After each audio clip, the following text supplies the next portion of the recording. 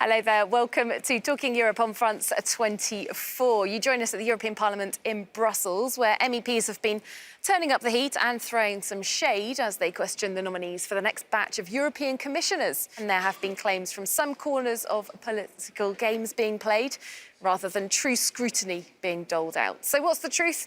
And will Europe end up with a lineup that's fit to face the multiple challenges of Brexit, climate change, migration and economic slowdown? With me to debate those questions are four members of the European Parliament. Start off on my left, Carmen Avram, a Romanian MEP from the Socialists and Democrats. Hello there. Next to you, Stefan Berger, German MEP from the European People's Party, the centre-right group. Hello. Across here, Fabienne Keller, hello. French MEP from Emmanuel Macron's centrist Renew Europe, hello. And last but not least, Marcel Kolaja, a Czech MEP from the Greens group, and you're actually the first ever Pirate Party MEP from the Czech Republic. From the Czech Republic, yes. Hello. Well, thank you all for being with us. We'd like to start off with a report that'll bring us up to date on some of the big events of these commissioner grillings. So let's take a look together. A major blow for France and Emmanuel Macron. The European Parliament overwhelmingly rejecting France's candidate for the Commission, Sylvie Goulard. It was an unexpected setback for Macron, who personally backed Goulard. The French president said he didn't understand the decision. France has a portfolio, and I don't understand how, when the president of the Commission nominates someone, and that there's a discussion with three leaders of parliamentary groups who agree something, it can change in this way. I need to understand. So first I'm going to find out. But I don't know, because right now I don't understand. I'm quite relaxed. What matters to me is the portfolio, but I need to understand what was at play. Resentment. Pettiness maybe. But I need to understand. The rejection coming after Goulard had failed to convince MEPs over 2 rounds of tough questions. Goulard is currently under investigation for a fake jobs scandal dating back to her time as an MEP for France's centrist Modem party. That affair has already seen her lose a ministerial job in France in 2017. She also faced scrutiny for working as a highly paid consultant for an American think tank while also serving as an MEP. Questions over her ethics had already drawn strong denials from Goulard when she was first grilled by the Parliament. I'm clean. I respected the decision of this Parliament Secretary-General. The sum in question corresponds to what? To wages and national insurance contributions. Goulard had been expected to head up a powerful new economic and industrial policy portfolio, but the move does demonstrate the European Parliament's independence, both from Europe's traditional big powers, but also from the European Commission itself. Goulard is just one of 3 nominees the Parliament rejected during the recent hearings. MEPs also turned down the Hungarian and Romanian candidates due to suspicions of conflict of interest. Now the future European Commission President Ursula von der Leyen has to find replacements and fill all the Commission posts before being able to take office on November the 1st. All right, well, I would like to start off by looking at the French nomination for European Commissioner. And we have a member of that same group with us, of course, Fabienne Keller, also from Renew Europe. The situation regarding Sylvie Goulard, the various kind of cases and suspicions around, funding, that kind of thing. It was all well known before she was nominated. Was this really a wise choice by Emmanuel Macron? Sylvie Goulard is a very competent former MEP. She was very engaged in economic finance, and she was number 2 in the Bank of France. So we put a lot of confidence in her. But was it perhaps a naive choice, knowing that there would be scrutiny? She had a trouble with assistance. And she had another question, which is her additional earnings. The 2 subjects are perfectly known and transparent. And I believe that there are other issues when I regret that she was asked more about this subject, which is known, rather than, her job, how she wants to make the economy, help people to be employed, how we control the European Central Bank, how we work with her. Well, if we come to your neighbour, Marcel Kolaja, you said that giving her more questions was a fair chance for her to address some gaps. Or was it perhaps adding a bit of undue pressure? The thing is that we need to address 2 separate aspects of Sylvie Goulard and her nomination for a commission. One is the aspect of the ethics and the potential misconduct. Another is the content. And on both of these sides, we have seen gaps that we need to fill in, and the need for questioning more, both on the content side, being on digital aspects, being on industry aspects, being on circular economy, etc., and on the ethical aspects, for instance, getting money from the American think tank. Carry on, Stefan Berger. Yes, I can agree. I was not a member of the hearing, but people told me that they had a lot of doubts of what Sylvie Goulard said. And the doubts have two dimensions. The first thing, she has a big portfolio, single market and industrial politics. And people say maybe it's too much for one person. And the second thing is personal behavior. For me, it's not a problem if you work for somebody and get money. That's not, for me, it's not a problem. But she has problems with employees. And she answered about 50 pages of written questions. Well, this whole process, has been more contested than ever before in history. Carmen Avram, if I come to you next, from Romania, your country's initial nomination, Rovana Plumb, as we said, rejected before she got to the hearings phase. Now, there have been some questions about whether this was fair, was the process correct, or was it simply a poor choice by Romania in the first place? Well, I was listening to Sylvie Goulard saying you are innocent until proven guilty, and she made an appeal to be declared this way, which, unfortunately, the Romanian and the Hungarian candidate didn't have this chance.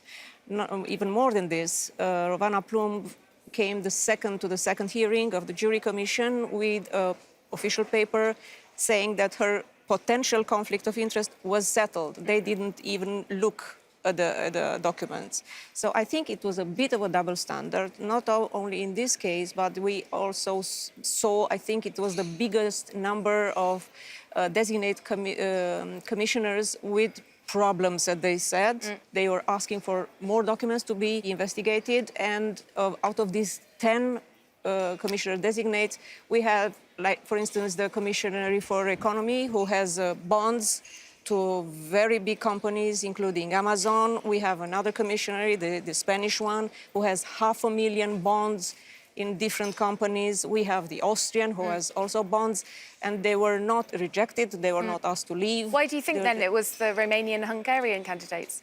I think it was a political negotiation that went wrong somehow. Fabienne Keller saying no? I am not member of the jury commission who made the job about should they pursue the process of audition or not. But my understanding is that, taking the time to know their files, they decided not to pursue because of those legal aspects. I think it's a fair process. It seems to be very similar to the French systems that now works for the French ministers, But that are checked for the others. before. All the commissioners were checked, and the jury commission decided it. I respect your remarks. What I would like to underline is the transparency of the system, which is, great. The parliament is doing a job very transparent. All the auditions are public, and all the sensitivities can discuss about the different points. And of course, there are some political issues also. But there are some calls for the rules to be tightened. Marcel Colaya, I know that you've been saying this, that on second incomes, for example. Can you tell us what you would propose? Yeah, we talked about the ethical aspect, and I would stress the word ethical, because what Mrs. Goulard is saying, it was all declared, it was confirmed by the parliament that it was okay and it was legal. We are not contesting that.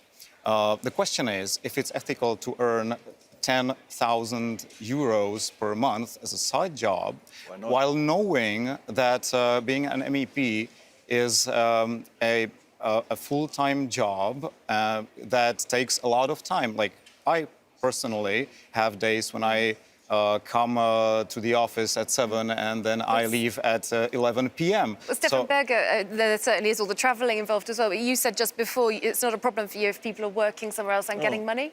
No, I think it's not a question of Sylvie Goulard. This is another question. Yeah, it's a broader issue. But in general, I think we need people who are able to earn their own money.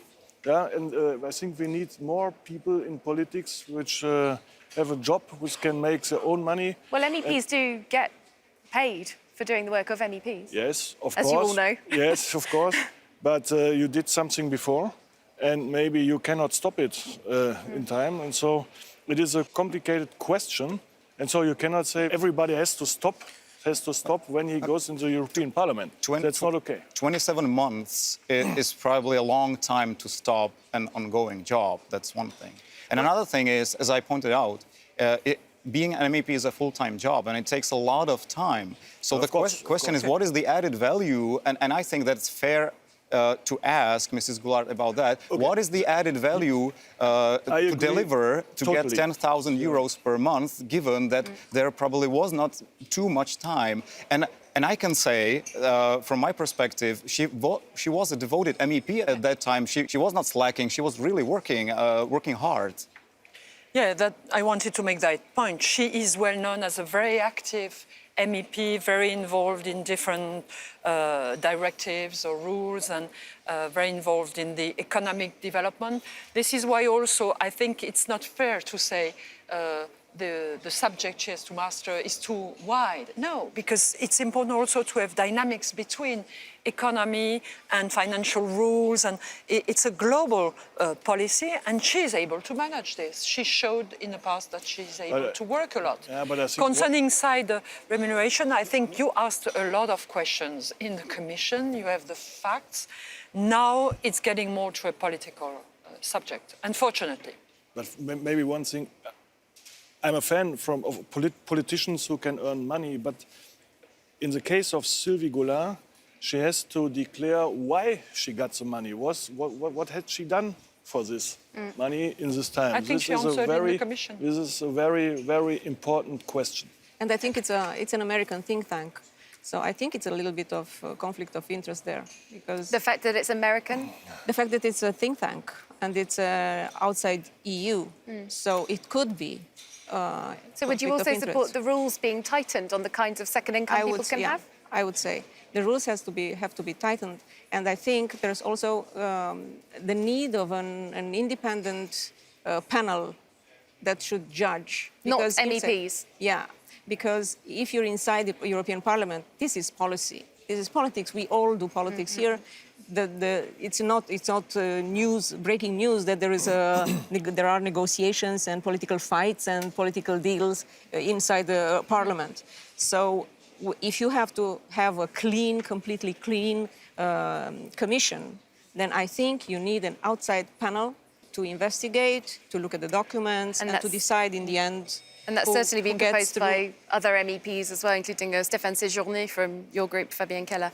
We've just got a couple of minutes left on the programme. I'd like to talk about one other Commission-related matter. As things stand, the UK due to be leaving on October 31st. Great uncertainty over that, as we know.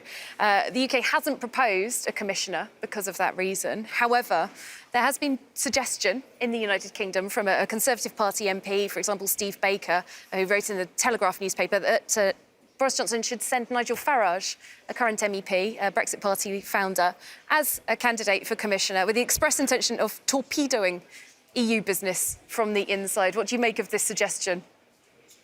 I think it's a lesson. They are trying to teach us a lesson, probably, because we are not obeying, we are not behaving during the Brexit negotiations. Probably would be my guess. But in the same time, I think Mr. Farage is going to behave like the rest of his party's members. Would he be accepted as a commissioner? Would he go through that grilling process, do you think? Europe is a very nice construction. UK was member, decided, made a referendum in 73. Now it's a sovereign decision to leave. It's a decision from the people of Great Britain. But internal policy should not get into the European Parliament and disturb the functioning of the 27. We respect the fact Great Britain has decided to leave, but it's not possible. I am sure British people would not, accept that and support that they try to disturb inside. I know Nigel Farage. I've been knowing him for 25 years. I was mayor of Strasbourg. He has earned money since that time. He is MEP, and he is against European Union. This is just, like putting a bomb, trying to put a bomb inside. It's not possible because we have to keep good relations with the great country that's UK in the future. And for me, the central question is not when or how they are going to live. It's what is going to be our future relation? Because it's a big European country, UK, that is going to have a lot of links, economic, social, people, with the 27. So it's apparently a political gusto, and I'm not overly concerned because there are two things here. One is that the president of the Commission decides on the portfolio, and another thing that person, Nigel Farage, would have to come through the acceptance process in the European Parliament. That would also be very problematic. I cannot imagine that he would pass. All right, we'll have to leave it there. Thank you all for taking part in this debate. Carmen Avram, Stefan Berger, Fabienne Keller and Marcel Colaya. Thanks for being our guests here on Talking Europe. Thank you. Thanks to you as well for watching. Hope to see you soon here on Talking Europe for more European news.